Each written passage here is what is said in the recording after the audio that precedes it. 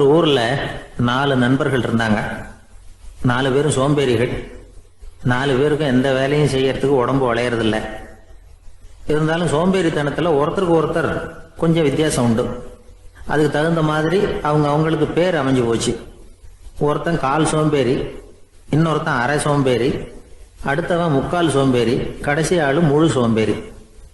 இவங்க 4 பேரும் நண்பர்கள். அப்புறம் எப்படி காரியம் நடக்கும்? 4 பேரும் ஒரு வீதியில் அப்படியே நடந்து போய்கிட்டு இருக்கிறாங்க. நல்ல பசி. எங்கேயாவது சோறு போடுவாங்களா அப்படின்னு பார்த்துக்கிட்டே வந்தாங்க. அவங்க வந்த வழியில் ஒரு ரூபாய் காசு கிடந்தது தரையில். அவங்க கண்ணில் அது பட்டுது. அதனால அதை குனிஞ்சு எடுக்கணுமே, அதுக்கு சோம்பேறித்தனம். முழு சோம்பேறி பார்த்தான். பக்கத்தில் வந்துக்கிட்டு இருந்த முக்கால் சோம்பேறிக்கிட்ட சொன்னானா, டேய் அதை கொஞ்சம் குனிஞ்சு எடுறா அப்படின்னானா. அவன் என்ன பண்ணான் தெரியுமா? அதுக்கு அடுத்தபடியாக வந்த அரை சோம்பேறிகிட்ட சொன்னானா, டேய் நீ அதை கொஞ்சம் குனிஞ்சு எடுறா அப்படின்னானா. அவன் இவனை விட மோசம். அடுத்தவங்ககிட்ட சொல்லியிருக்கிறான். அவனும் குனியறதுக்கு தயாராக இல்லை. ஆக கூடி கடைசியில் யாருமே காசை எடுக்கலை. என்னத்துக்கு அனாவசியமாக உடம்ப வளைச்சிக்கணும் அப்படின்னு எல்லாரும் பேசாமல் வந்துட்டாங்க. அவங்க பாட்டுக்கு நடந்து வந்துக்கிட்டே இருக்கிறாங்க. எதிரில் ஒருத்தன் வாழைப்பழத்தை வண்டியில் வச்சு தள்ளிக்கிட்டே வந்தான். ரூபாய்க்கு 4 பழம்னு கூவி விற்றுக்கிட்டே வர்றான். இப்போ அந்த முழு சோம்பேறி சொன்னானா, டேய் வழியில் கிடந்ததை ரூபா, அதையாவது எடுத்துக்கிட்டு வந்திருந்தா இப்போ இந்த பழத்தை வாங்கி ஆளுக்கு ஒன்று சாப்பிடலாமே அப்படின்னானா. ஆமாம் சாப்பிட்ருக்கலாமே அப்படின்னாங்களாம் மற்றவங்களும். ஆனாலும் திரும்பி போய் அதை எடுக்கணும்னு யாருக்கும் தோணலை. பேசாமல் சோர்ந்து போய் நடந்து வந்தாங்களாம். இருட்டி போச்சு. வழியில் ஒரு கோவில். சரி இங்கேயே படுத்து தூங்குவோம் அப்படின்னா ஒருத்தன். அதுதான் சரின்னாங்க மற்றவங்களும்.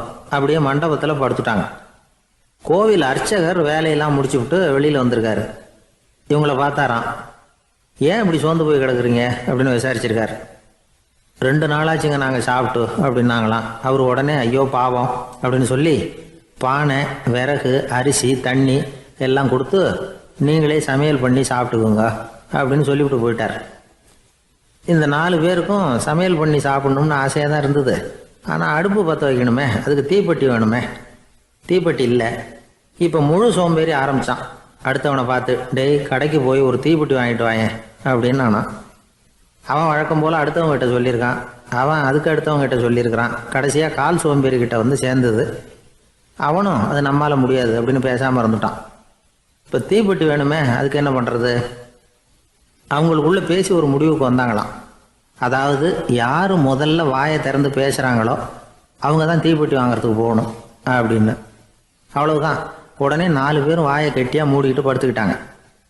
அவங்க சமையல் பண்ணி சாப்பிட்டாங்களா என்ன அப்படிங்கிறது அர்ச்சகருக்கு தெரியல. சரி பார்த்துட்டு வரலாமேன்னு வந்தார். வந்து பார்க்குறாரு, இவங்க 4 பேரும் அசையாமல் படுத்து கிடக்குறாங்க. அர்ச்சகர் பயந்துட்டார். ஒருவேளை பசி தாங்காமல் செத்து போட்டாங்களோ அப்படிங்கிற பயம், அல்லது நாம் கொடுத்த உணவுப் பொருளில் ஏதாவது விஷம் கலந்துருக்குமோ அப்படின்னு பயந்தார்.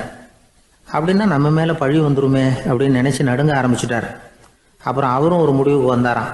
கோவிலுக்கு பக்கத்துலேயே ஒரு பெரிய குழி இருந்தது. அதில் ஒவ்வொருத்தரையாக இழுத்துக்கிட்டு போய் போட்டார். கொஞ்சம் மண்ணை தள்ளினார். காலால் மிதித்தார். அவர் மிதித்த மிதி ஒருத்தன் அடி வயத்தில் போட்டுவிட்டுது. அவன் உடனே வலி தாங்காமல் ஐயோ அம்மான்னு அலறினான். உடனே நடந்தது என்ன தெரியுமா? மற்ற 3 பேரும் துள்ளி எழுந்திரிச்சாங்களாம். அவனை பார்த்து நீ தாண்டா தீப்பெட்டி வாங்க போகணும், நீ தாண்டா வாங்க போகணும், நீ தான் சத்தம் போட்ட அப்படின்னு சொல்லி ஆரம்பிச்சிட்டாங்களாம். அர்ச்சகர் பார்த்தார். இது பேய் மாதிரி தெரியுதுன்னு நினச்சிக்கிட்டு ஒரே ஓட்டமாக ஓடி போட்டாராம். கிராமப்புறங்களில் இப்படி ஒரு கதையை சொல்கிறது உண்டு. சோம்பல்ங்கிறது நம்ம முன்னேற்றத்துக்கு பெரிய தடை அப்படிங்கிறத நாம் புரிஞ்சுக்கணும். அதுதான் இந்த கதை சொல்கிற நீதி. ஒரு பள்ளிக்கூடத்தில் ஒரு புதுமையான போட்டி நடந்துதான். அதாவது சோம்பேறித்தனத்துக்கு பரிசு. அதில் 2வது பரிசு யாருக்குன்னு அறிவிச்சாங்க. ஒரு பையன் எழுந்திரிச்சு மெதுவாக நடந்து போய் பரிசை வாங்கிட்டான். அடுத்தது முதல் பரிசு யாருக்கு அப்படின்னு அறிவிச்சாங்களாம். அவன் கடைசி வரிசையிலேருந்து கத்தனானா, ஐயா அதையும் அந்த பையன் மூலமாகவே கொடுத்து அனுப்பி வச்சுருங்க, இங்கே வந்ததை நான் வாங்கிக்கிறேன் அப்படின்னானா. என்னுடைய நண்பர் ஒருத்தர், அவருக்கு ஜாதகத்தில் நம்பிக்கை உண்டு. அவரே ஜோசியம்லாம் பார்ப்பார். என்ன சார் இந்த காலத்தில் இதையெல்லாம் நம்பிக்கிட்டு இருக்கீங்களே அப்படின்னு கேட்டால், உங்களுக்கு ஒன்றும் தெரியாது சார். இந்த உலகத்தில் ஒவ்வொருத்தரும் அவங்கவுங்க செய்கிற நல்லது கெட்டதுக்கு தகுந்த பலனை அனுபவிச்சே தீரணும் பார். அது மட்டும் இல்லை, ஒருத்தர் செத்துட்டா கூட அவன் செஞ்ச பாவ புண்ணியங்கள் கூடவே போய்கிட்டு இருக்கோம் பார். அது எப்படி கூட போவோம் அப்படின்னு குதர்க்கமாக கேட்டால், அதுக்கு அவர் ஒரு கதை சொன்னார். அது ரொம்ப சுவாரஸ்யமாக இருந்தது. அது என்ன கதைன்னா, ஒரு ஊரில் ஒருத்தர் இருந்தாராம். அவர் ஜோசியம் பார்க்குறதுல ரொம்ப கெட்டிக்காரரான். ஒருத்தருடைய தலைமுடியை மட்டும் அவர்கிட்ட காட்டினா போதும், அதை மட்டும் பார்த்துட்டு அவருடைய ஜாதகத்தையே அலசி விடுவாராம். அப்பேற்பட்ட திறமை. அந்த ஆள் ஒரு சமயம் கன்னியாகுமரி கடற்கரைக்கு போயிருந்திருக்கார். அங்கே கரை ஓரமாக ஒரு மண்டை ஓடு கிடந்திருக்கு. அதை எடுத்து பார்த்துருக்கார். அந்த மண்டை ஓட்டை வச்சுக்கிட்டே அதோட ஜாதகத்தை அலசியிருக்கார். இந்த மண்டை ஓட்டுக்கு உரிய ஆசாமி வாழ்க்கையில் ரொம்ப கஷ்டப்பட்டிருக்கணும், நிறைய கஷ்டத்தை அனுபவிச்சிருக்கணும். அது தாங்க முடியாமல் தான் கடலில் விழுந்து தற்கொலை பண்ணிட்டு இருக்கான் அப்படிங்கிறத அவர் கணிச்சுட்டார். இருந்தாலும் இந்த மண்டை ஓடு இன்னமும் அனுபவிக்க வேண்டியது பாக்கி இருக்கு அப்படிங்கிறத அவர் உணர்ந்தாராம். அது சரி, ஒருத்தன் உயிரோடு இருக்கிற வரைக்கும் நல்லது கெட்டதை அனுபவிக்க முடியும், செத்ததுக்கு அப்புறமும் பாக்கி இருக்குன்னா அதை எப்படி அனுபவிக்கிறது? இந்த மண்டை ஓட்டுக்கு இன்னும் கொஞ்சம் பாக்கி இருக்குங்கிறது அவருக்கு புரிஞ்சதே தவிர அதோட அர்த்தம் என்னங்கிறது சரியா விளங்கலை. சரி, இதை இன்னும் கொஞ்சம் விவரமாக ஆராய்ச்சி பண்ணுவோம் அப்படின்னு நினச்சிக்கிட்டு அதை தன்னுடைய வீட்டுக்கே எடுத்துகிட்டு போயிட்டார். அந்த மண்டை ஓட்டை ஒரு பெட்டியில் வச்சு பூட்டினார். தன்னுடைய தனி அறையில் அதை பத்திரமா வச்சுக்கிட்டார். தினமும் ராத்திரி ஆனதும் தன்னுடைய மனைவியை பார்த்து, நீ போய் பூஜை அறையில் தனியாக படுத்துக்க அப்படின்னு சொல்லிவிட்டு தினம் ராத்திரி 12 மணிக்கு பெட்டியை திறந்து அவர் பார்ப்பார். மண்டை ஓடு அப்படியே இருந்தது தவிர இன்னும் கொஞ்சம் பாக்கி இருக்குங்கிறதுக்கு அர்த்தம் அவருக்கு விளங்கலை. அந்த மண்டை ஓட்டுக்கு இன்னும் என்ன பாக்கி இருக்க போகுது? எப்படியோ ஒரு 10 நாள் போச்சு. அந்த வீட்டம்மாவுக்கு சந்தேகம் வந்துட்டுது. நம்ம வீட்டுக்காரரு நம்மளை தனியாக ஏன் தூங்க சொல்கிறார் அப்படிங்கிற சந்தேகம். உடனே பக்கத்து வீட்டு அம்மா கிட்ட விஷயத்த சொல்லியிருக்கிறாங்க. அந்த அம்மா உடனே, நீ கவலைப்படாத, நான் கண்டுபிடிச்சி சொல்கிறேன் அப்படின்னு சொல்லிவிட்டாங்களாம். அன்னைக்கு ராத்திரியே ஜன்னல் வழியாக எட்டி பார்த்துருக்குறாங்க. இந்த ஆள் மண்டை ஓட்டை கையில் வச்சுக்கிட்டு அது திருப்பி திருப்பி பார்த்துக்கிட்டு இருக்கிறான். அதை பார்த்துட்டாங்க. மறுநாள் காலையில் அவரோட மனைவியை பார்த்தாங்க. ஏம்மா, உன் வீட்டுக்காரருக்கு நீ முதல் மனைவியா 2வது மனைவியா அப்படின்னு கேட்டாங்களாம். எனக்கு தெரிஞ்ச வரைக்கும் நான் ஒருத்தி தான் அவருடைய மனைவி அப்படின்னாங்களாம் அவங்க. அப்படி இல்லை, நீ அவருக்கு 2வது மனைவி. முதல் மனைவியின் மண்டை ஓட்டை தான் அவர் தினமும் ராத்திரியில் எடுத்து பார்த்துக்கிட்டு இருக்கிறார் அப்படின்னாங்க அடுத்த வீட்டு அம்மா.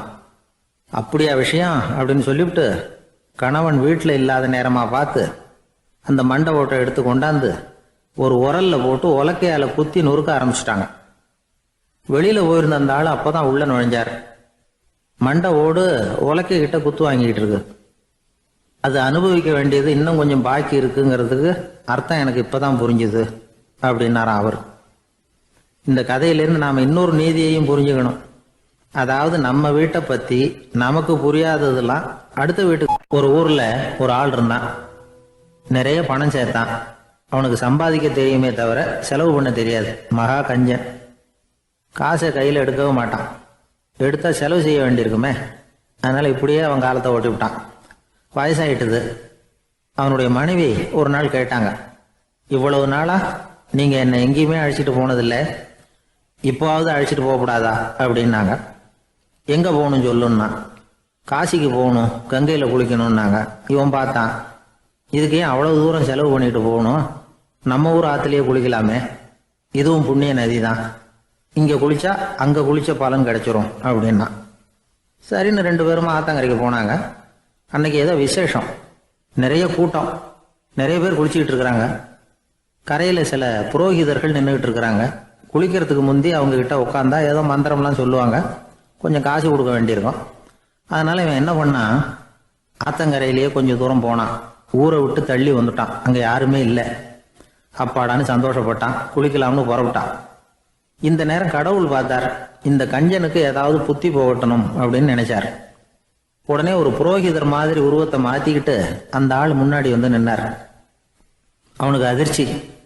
இங்க யாருமே இருக்க மாட்டாங்கன்னு நினைச்சா இங்கேயுமே ஒரு ஆள் வந்துட்டாரு, என்ன பண்றதுன்னு யோசனை பண்ணான். புரோகிதர் உருவத்தில் இருந்த கடவுள் சொன்னார், இதை பாருங்க, இன்னைக்கு விசேஷ நாள், நீராடுறதுக்கு முன்னாடி சுயகல்பம் பண்ணிக்கிறது ரொம்ப நல்லது அப்படின்னார். என்கிட்ட பணம் எதுவும் இல்லையேன்னா. பரவாயில்ல, அப்புறமா கொடுங்க, வாங்கிக்கிறேன். ஆனால் ஒன்று, எவ்வளவு கொடுப்பீங்கிறத மட்டும் இப்போவே சொல்லி கொடுங்க அப்படின்னார்.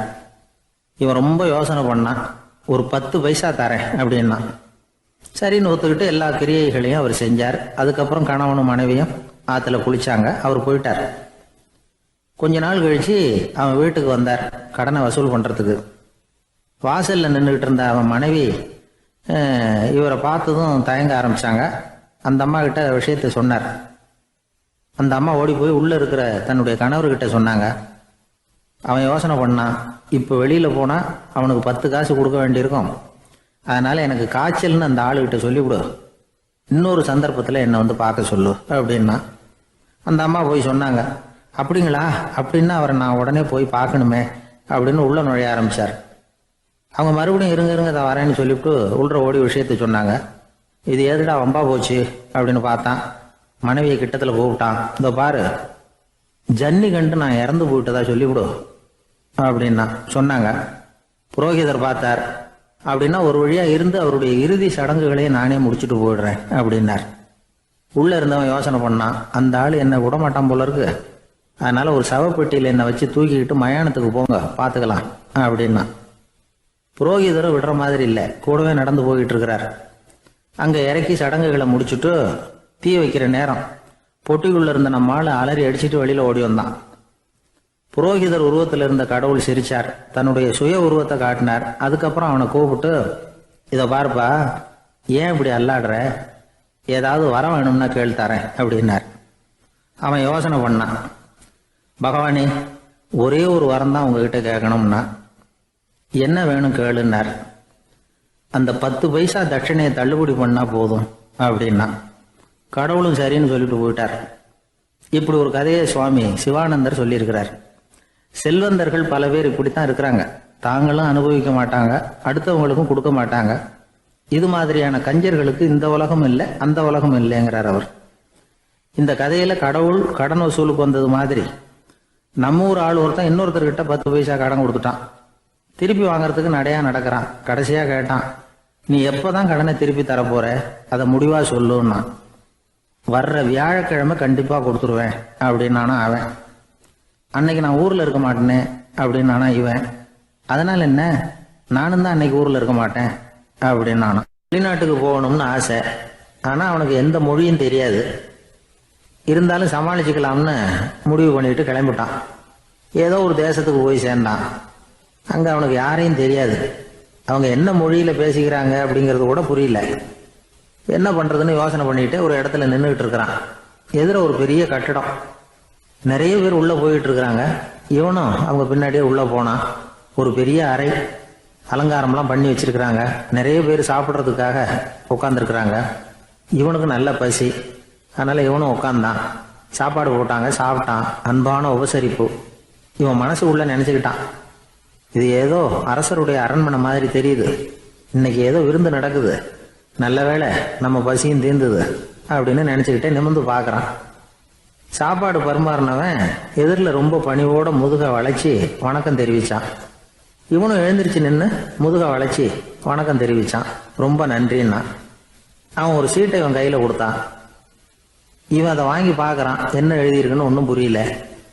சரி, இந்த நாட்டில் தங்களுடைய நன்றியை சீட்டில் எழுதி தான் கொடுப்பாங்க போல இருக்கு அப்படின்னு நினைச்சுக்கிட்டு மறுபடியும் நன்றின்னா. ஆனா அவன் காசை கொடுங்கன்னா. ஏன்னா அது ஒரு ஹோட்டல், இவன் சாப்பிட்டதுக்கான பில் அது. இவன் அதை புரிஞ்சிக்கவே இல்லை. நன்றின்னு அந்த சீட்டில் எழுதி கொடுக்குறாங்க போல இருக்கு அப்படின்னு நினைச்சுக்கிட்டு அதை வாங்கி சட்டை பையில பத்திரமா வச்சுக்கிட்டு, பரவாயில்லைங்க ரொம்ப மகிழ்ச்சின்னா. ஒரு வெளிநாட்டுக்காரனுக்கு இவ்வளவு தூரம் மரியாதை பண்றீங்களே, எங்க ஊருக்கு போனதும் உங்களை பத்தி நிறைய சொல்லுவேன் அப்படின்னா. இவன் என்ன சொல்றான்னு அவனுக்கு புரியல. இவனை பிடிச்சி அழைச்சிட்டு போய் முதலாளி முன்னாடி நிறுத்தினான். நாம சொன்னதுல இவனுக்கு ரொம்ப பெருமையா இருக்கணும் போல இருக்கு, அதுதான் பெரிய இடத்துக்கு அழைச்சிட்டு வந்திருக்கிறான் அப்படின்னு இவன் நினைச்சுக்கிறான். அவரும் பில்லுக்கான பணத்தை கொடுங்கிறாரு. பரவாயில்லைங்க ரொம்ப மகிழ்ச்சி நன்றிங்கிறான் இவன். அவரு பார்த்தார், இவனை நீதிமன்றத்துக்கு அனுப்பி வச்சுட்டார். இவன் என்ன நினைச்சுக்கிட்டான், நம்மளை இந்த ஊர் ராஜா முன்னாடியே அழைச்சிட்டு வந்து நிறுத்தி இருக்கிறாங்க போல இருக்கு, என்ன ஒரு பெருந்தன்மை அப்படின்னு நினைச்சுக்கிறான்.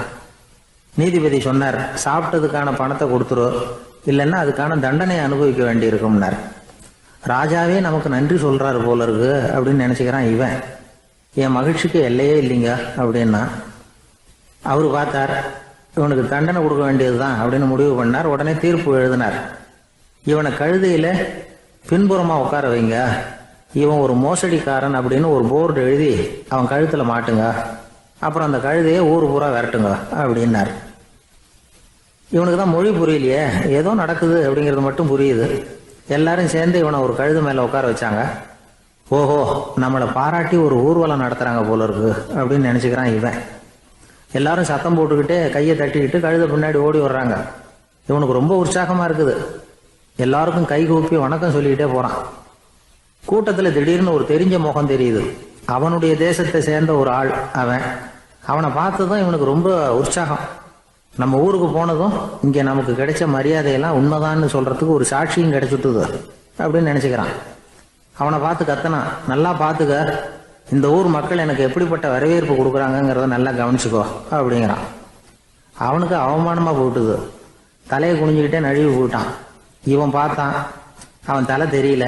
ஆகா, அவனுக்கு நம்ம மேலே பொறாமை போல இருக்கு, அதனால தான் காணாமல் போயிட்டான் அப்படின்னு நினச்சிக்கிறான். இப்படி ஒரு வேடிக்கை கதையை பெரியவங்க சொல்கிறது உண்டு. கதை வேடிக்கையாக இருந்தாலும் இதில் உள்ள கருத்து என்ன தெரியுமா? அந்த கழுதை மேலே உட்காந்துருக்கிறானே, அது மாதிரி தான் நாமளும் அகங்காரம்ங்கிற கழுதை மேலே உட்காந்துக்கிட்டு இருக்கோமா. நாமளும் கிட்டத்தட்ட அதே மாதிரி பிரம்மையில தான் இருக்கிறோமா. என்ன நடக்குதுங்கிறதே புரியறதில்லை. அகங்காரத்தில் பேசுகிறவனுக்கும் சித்த சுவாதீனம் இல்லாமல் பேசுகிறவனுக்கும் அதிக வித்தியாசம் இருக்கிறதில்ல. அது மாதிரி ஒருத்தன் தன்னுடைய வீட்டை சுற்றி சேற்ற வாரி அரைச்சிக்கிட்டு இருந்தானா. அந்த வழியாக வந்த ஒரு பெரியவர் அதை பார்த்துருக்கார். என்னப்பா பண்ணிகிட்டு இருக்கிற அப்படின்னு கேட்டாராம். கழுதைகளை விரட்டிக்கிட்டு இருக்கிறேன் அப்படின்னானா. இங்கே கழுதைகளே காணுமே அப்படின்னாரான் அவர். அதுதான் ஏற்கனவே விரட்டி விட்டனே அப்படின்னானா இவன். ஒரு ஊரில் ஒரு இளைஞன் இருந்தான்.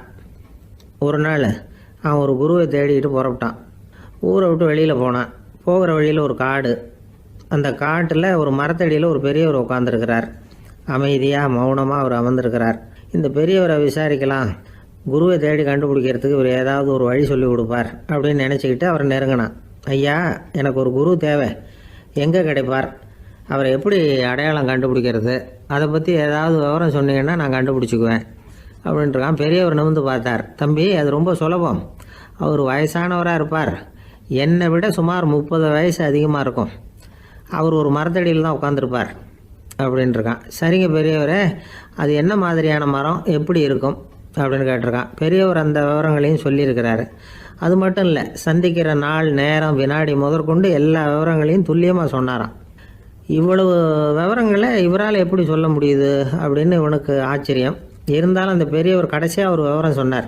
அது என்ன தெரியுமா? எப்படியும் நீ அவரை சந்திக்கிறதுக்கு ஒரு 30 வருஷம் ஆகும் அப்படின்னு சொல்லிவிட்டாராம். ரொம்ப நன்றிங்க பெரியவரே அப்படின்னு சொல்லிவிட்டு அந்த இளைஞன் புறப்பட்டுருக்கான். இப்போ அவனுக்கு குரு பற்றின விவரம் எல்லாம் கிடச்சிட்டுது, சந்திக்கிற நேரமும் தெரிஞ்சுட்டுது. ஆனால் 30 வருஷம் அவரை தேடி அலைய வேண்டியிருக்குமே. அவன் தேட ஆரம்பித்தான். காடு மலை எல்லாம் சுற்றி அலைஞ்சான். பல வருஷங்கள் தேடினான். அழுத்து போயிட்டான். கடைசியில் அவனுக்கும் வயசாகிட்டுது. கடைசியில் தன்னுடைய சொந்த ஊருக்கே திரும்பி போய்கிட்டு இருந்தான். அங்கே ஒரு மரத்தடியில் அவன் தேடிக்கிட்டு இருந்த குருநாதர் கிடைச்சார். யார் அவருன்னா, 30 வருஷத்துக்கு முன்னாடி வழி சொல்லி கொடுத்தாருல அதே பெரியவர்.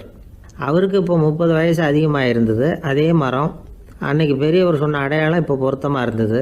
இப்போ அந்த பெரியவர் சொன்னார், சரியாக வந்து சேர்ந்துட்டேன், வா, உனக்காக தான் நான் இவ்வளவு காலமும் காத்துக்கிட்டு இருந்தேன் அப்படின்னாரான். என்ன சொல்கிறீங்கன்றிருக்கான். 30 வருஷத்துக்கு முன்னாடி என்கிட்ட வந்தியே, அப்போவே என் காலம் வந்து முடிஞ்சு போயிருந்தது. அப்போவே என்ன உனக்கு அடையாளம் தெரியல, அதனால் இவ்வளவு காலம் உனக்காக காத்துட்ருக்கும்படி ஆகிட்டுது அப்படின்னாரான். ஐயா, அப்போவே நீங்கள் சொல்லியிருக்கலாமே, இதுதான் 30 வருஷம் கழித்து நீ சந்திக்க போகிற இடம், நான் தான் உன்னுடைய குரு அப்படின்னு சொல்லியிருக்கலாமே அப்படின்ட்டுருக்கான். அந்த பெரியவர் சிரிச்சுக்கிட்டே இதுக்கு பதில் சொன்னாராம். நான் எவ்வளவோ விவரமாக தான் சொன்னேன், நீ சரியாக புரிஞ்சிக்கல. காரணம், அப்போ நீ போதுமான அளவுக்கு பக்குவம் பெற்றிருக்கவில்லை. அதனால் புரியும் சக்தி இல்லாமல் போயிட்டுதப்போ 30 ஆண்டு காலம் நீ அலைஞ்சி தெரிஞ்சிருக்கிற. அது காரணமாக இப்போ உனக்கு அந்த பக்குவம் வந்துட்டுது. அதனால தான் அடையாளம் காண முடிஞ்சது, நானே உன்னுடைய குரு அப்படின்னாராம். இதுலேருந்து என்ன தெரியுதுன்னா, ஆன்மீகத்தில் மாணவனாக சேர்றதுக்கு கூட ஒரு பக்குவத்தன்மை தேவைப்படுது. ஒரு பெரிய ஞானி, அவர்கிட்ட ஒரு சீடனாக இருக்க ஒருத்தன் வந்தான். எதிரில் நின்னான். ஞானி அவனை வெகு நேரம் உற்று பார்த்தார். அப்புறம் சொன்னார், சீடனாக இருக்கிறது ரொம்ப சிரமம்னார். நான் தயாராக இருக்கிறேன்னா.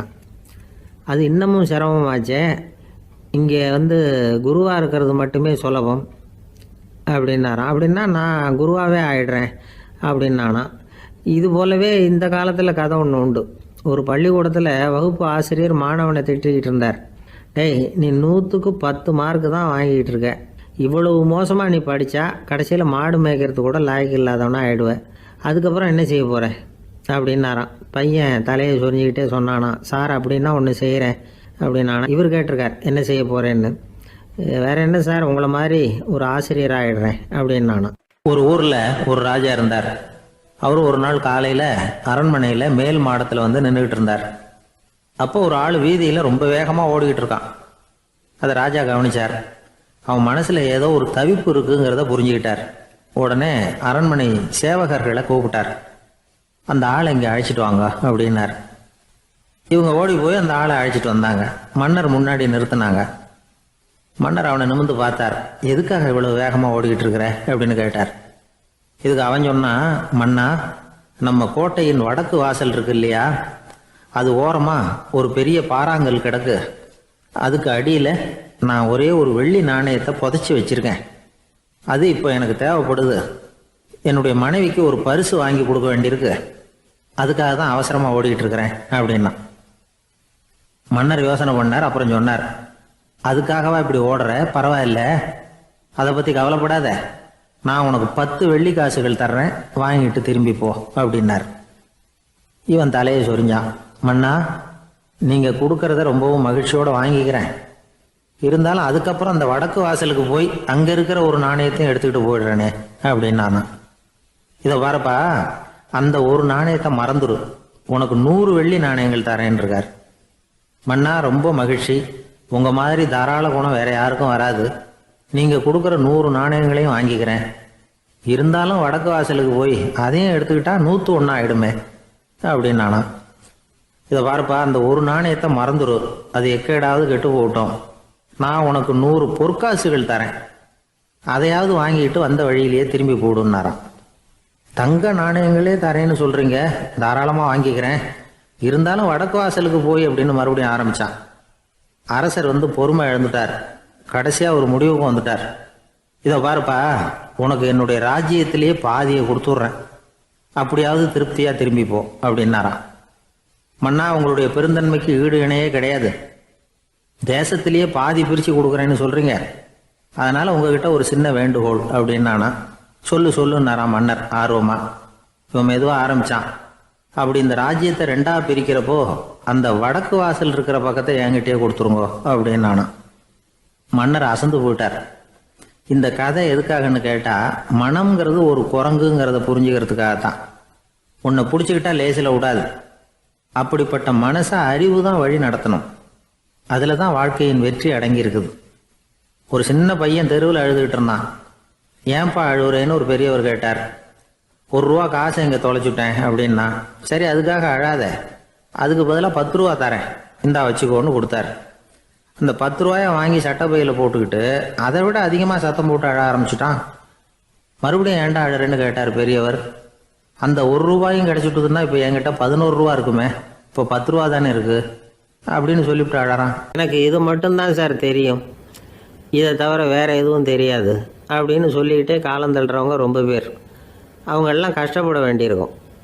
ஒருத்தர் தன்னுடைய தொழிலில் ரொம்ப கெட்டிக்காரராக இருக்கலாம்.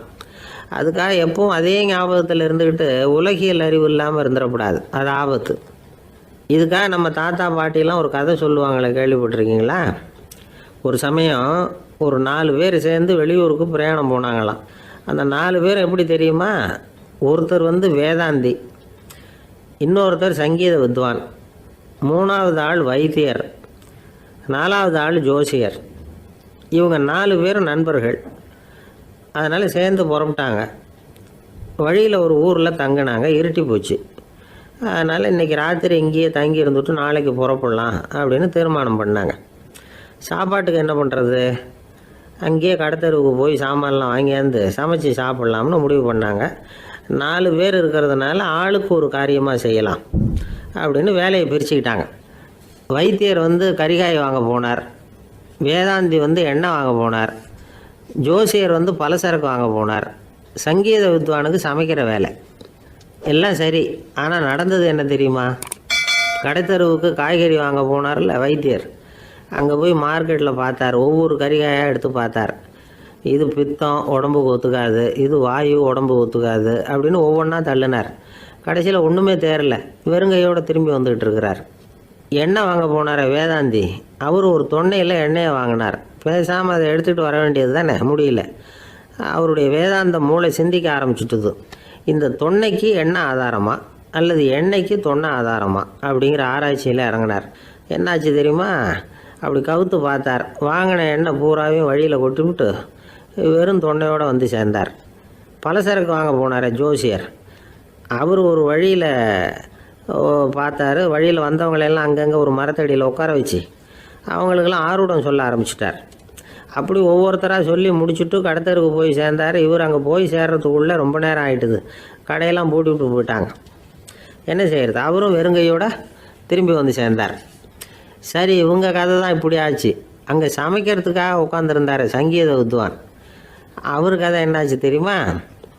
அங்கே அவர் அடுப்பை பற்ற வச்சு ஒலையை கொதிக்க வச்சார். அதாவது ஒரு பானையில் தண்ணியை ஊற்றி அடுப்பில் வச்சார். அது கொதிக்க ஆரம்பிச்சிது.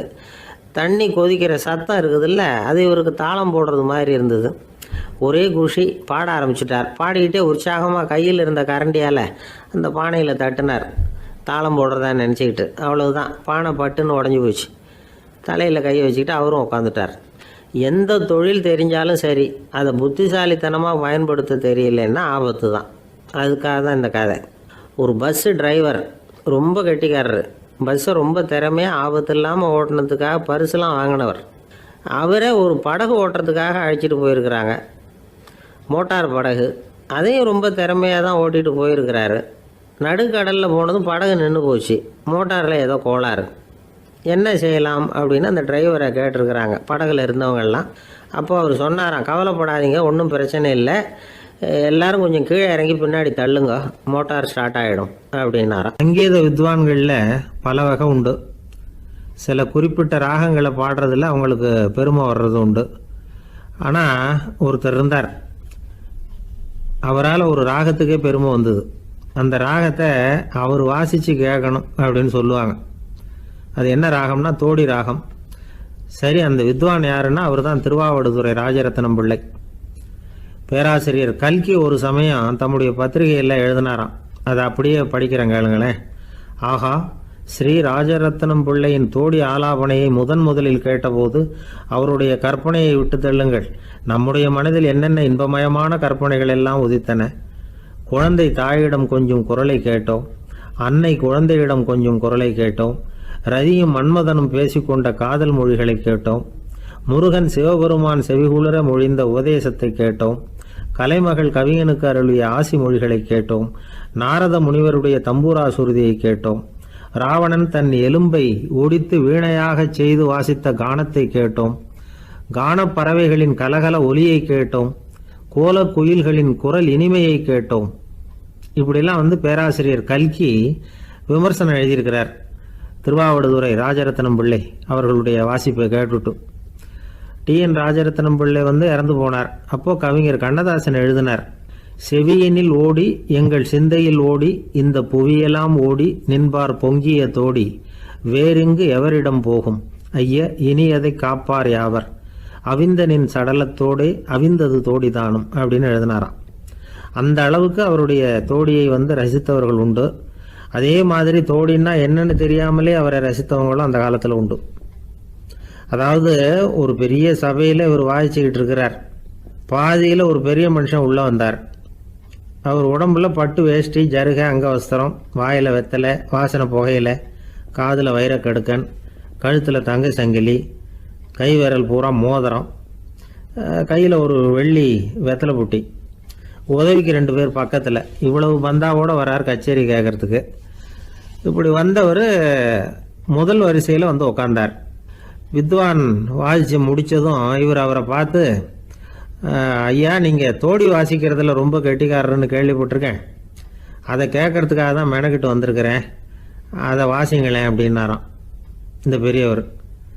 ராஜரத்னம் பிள்ளைக்கு ஒன்றும் புரியல. ஏன்னா இது வரைக்கும் அவர் வாசிச்சுக்கிட்டு இருந்ததே அந்த தோடி ராகத்தை தான். அதை வாசித்து முடித்ததும் அதை வாசிங்களேன்னு இவர் கேட்குறார். அப்படின்னா இவரோட ஞானம் எப்படிப்பட்டது? இவ்வளவும் கேட்டுட்டு இப்படி கேட்குறாரே அப்படின்னு அவர் யோசிச்சிருக்கிறார் ராஜரத்னம் பிள்ளை. உடனே என்ன பண்ணார் தெரியுமா? பக்கத்தில் ரொம்ப சாதுவாக சுருதி போட்டுக்கிட்டு இருந்த ஒரு முதுகில் ஓங்கி ஒரு குத்து விட்டாராம். அவருக்கு ஒன்றும் புரியல, எதுக்கு நம்மளை அடிக்கிறார் இவர், நம்மளை குத்துறாரு வித்வான்னு. அவர் அதிர்ச்சியால் இவர் நிமிர்ந்து பார்த்துருக்கார். அப்போ ராஜரத்னம் உள்ள சொன்னாராம், ஏய்யா ஐயா பெரிய மனுஷன், என்னுடைய பரம ரசிகர், தோடி ராகம் கேட்கணுங்கிறதுக்காக இவ்வளவு தூரம் வந்திருக்கிறார், வந்து வரிசையில் உட்காந்துருக்கார். நீ இந்த சமயம் பார்த்து தோடி ராகம் வாசிக்கிற நாதஸ்வரத்தை வீட்டில் வச்சுட்டு வந்துட்டியே, இப்போ ஐயாவுக்காக அந்த ராகத்தை நான் எப்படி வாசிக்கிறது அப்படின்னு சொல்லிவிட்டு மறுபடியும் முதுகில் ஒரு அடி கொடுத்தாராம். அடி வாங்கினவருக்கே சிரிப்பு அடக்க முடியல.